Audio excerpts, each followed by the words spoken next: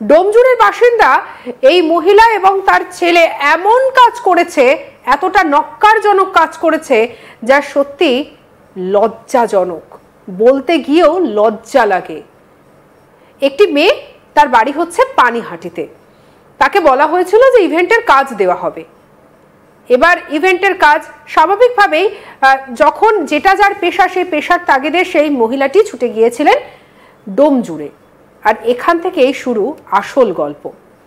ডোমজুড়ে যাওয়ার পরে সে দেখতে পায় আসলে সব কিছুই ভুয়ো। এই যে ইভেন্টের কাজ বা যা তাকে বলা হয়েছিল এবং যারা বলে তাকে নিয়ে এসেছিল, সম্পূর্ণটাই তারা মিথ্যে বলেছিল।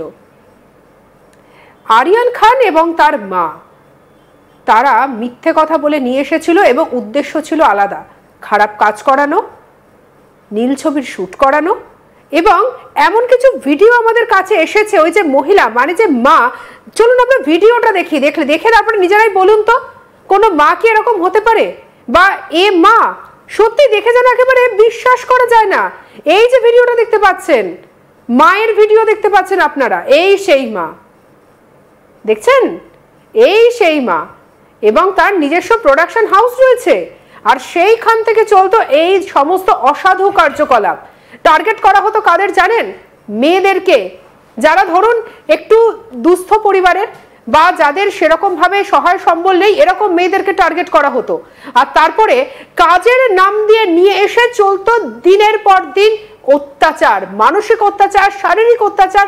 আর ঠিক কি কি হতো সেটা যখন আপনারা আরো শুনবেন তখন আপনারা বুঝতে পারবেন, একদম পুরো চোখ কপালে উঠে যাবে।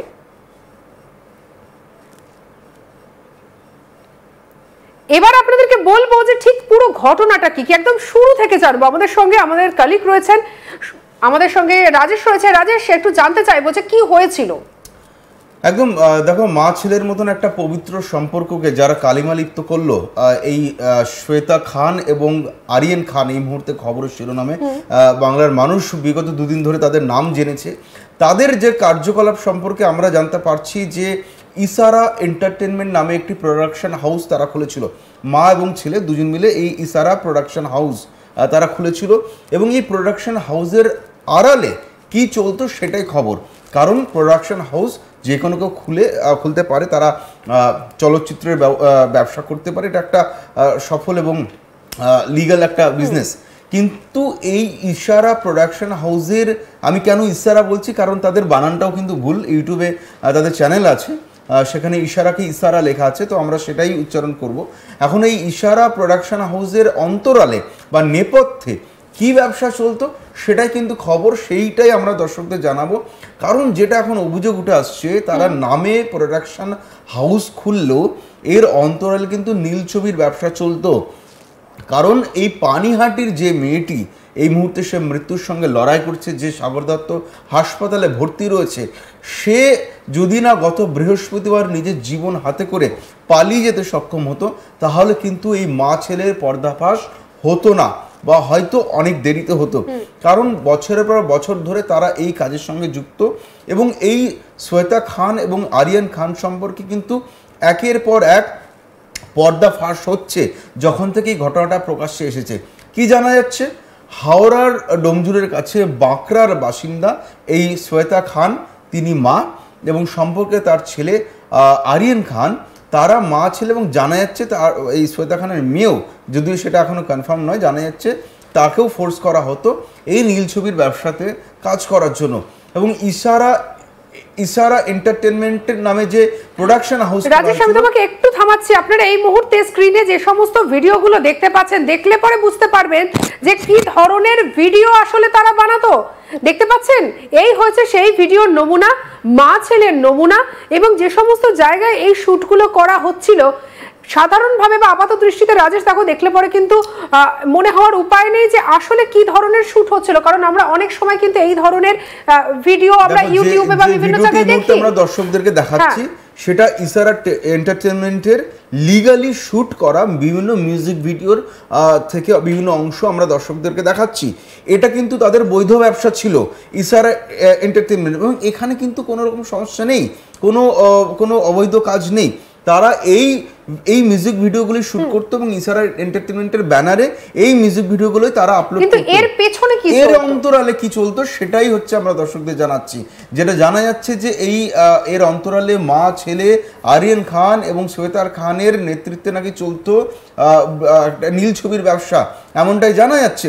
তার কারণ যে হারহিম করা ঘটনা ঘটেছে, যে পাশবিক নির্যাতনের কথা আমরা জানতে পেরেছি, সেটা খুব স্বাভাবিকভাবেই মানে যে কোনো সুস্থ মস্তিষ্কের মানুষ করতে পারে না।